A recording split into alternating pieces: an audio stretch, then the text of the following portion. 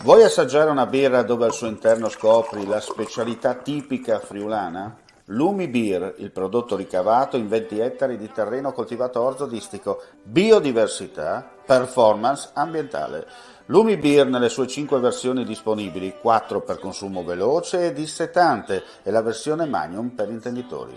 Lumi Beer si abbina a qualsiasi palato. Lumi Beer è un prodotto esclusivo Azienda Agricola Pancera, il buon seme, i buoni frutti.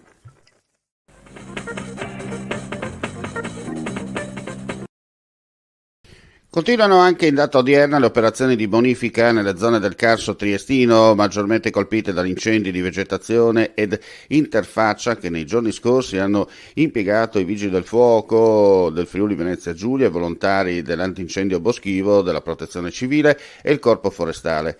Grazie all'utilizzo di 2 droni provenienti dal Veneto, i vigili del fuoco di Trieste, il cui dispositivo di soccorso rimane potenziato per far fronte proprio a questo tipo di intervento, stanno verificando dall'alto l'eventuale presenza di focolai residui nelle zone più impervie del territorio.